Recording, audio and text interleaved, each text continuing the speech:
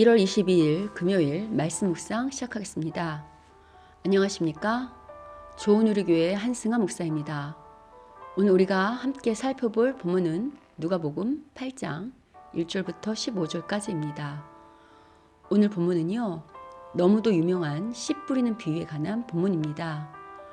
보통 예수님의 비유는 비유로 끝나는 경우가 많은데요. 이 씨 뿌리는 비유는 예수님께서 직접 이 비유에 등장하는 단어들을 해석해 주십니다. 그래서 이제 비유를 해석해 주시는 거죠. 이 비유에서 씨는 하나님의 말씀이고요. 밭은 사람들의 심령의 상태를 상징합니다.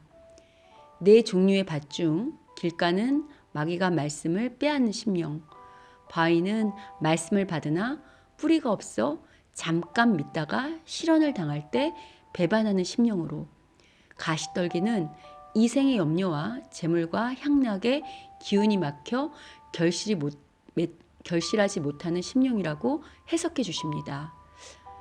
여러분 이런 말씀 들을 때 반드시 성경 본문 읽으시면서 들으셔야 이해되시는 거 아시죠?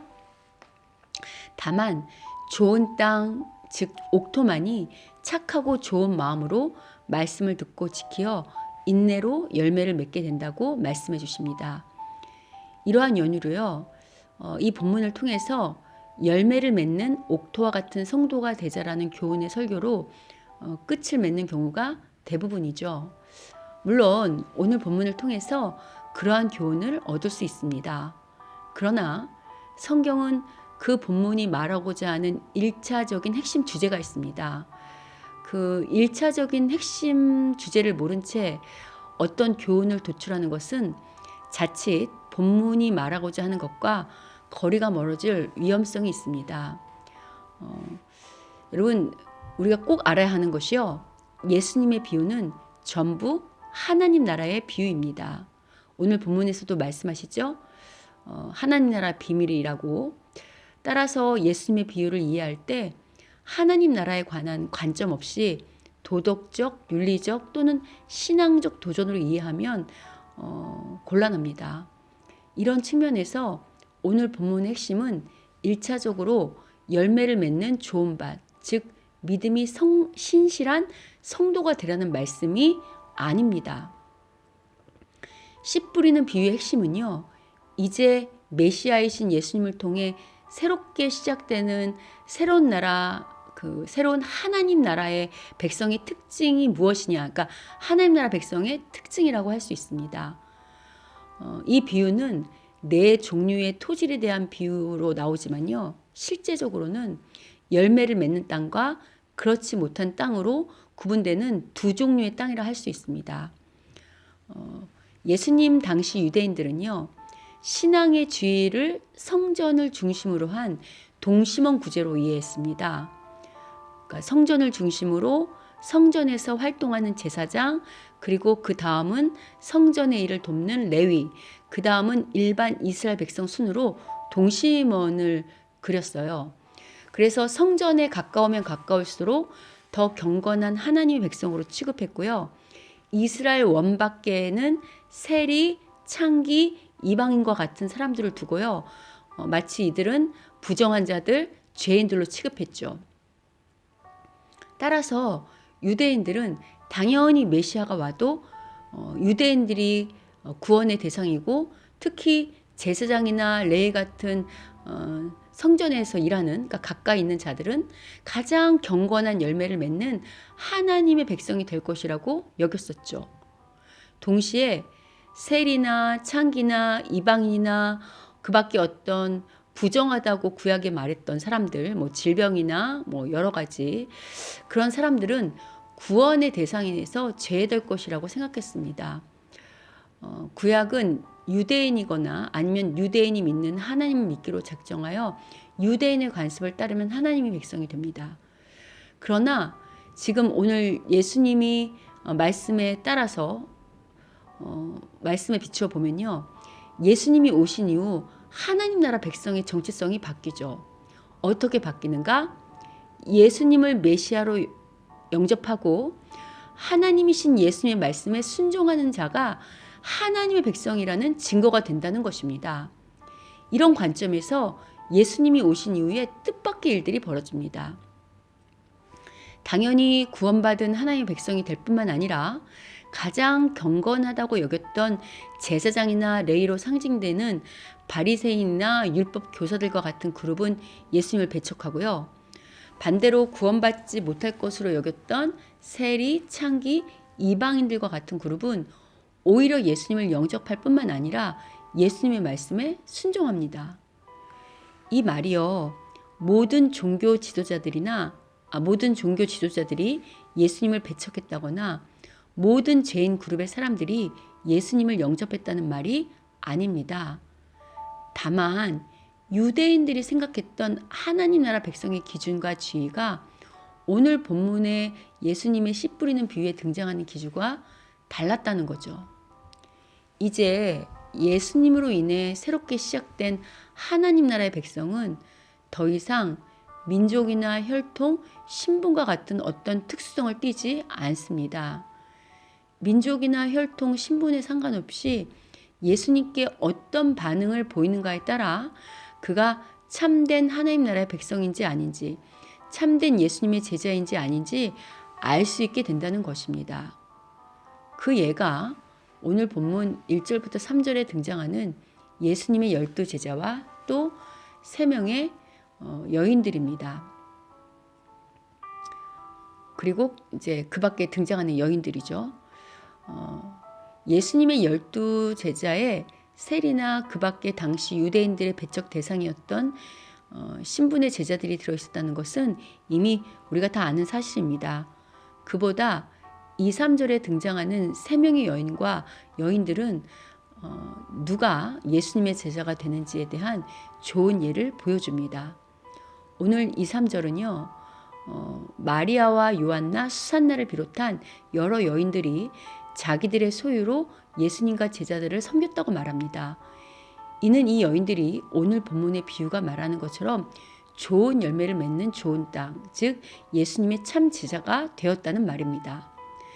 당시 요한나의 신부는요, 오늘 본문에서 헤롯의 청지기인 구사의 아내라고 소개하고 있습니다.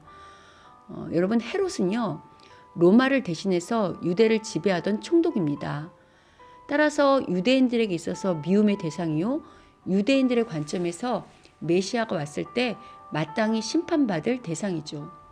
그런데 오늘 본문의 예수님의 씨 뿌리는 비유에 따르면 그런 헤롯의 청지기를 하는 자의 부인이 지금 예수님을 잘 섬기는 좋은 땅이 된 것입니다.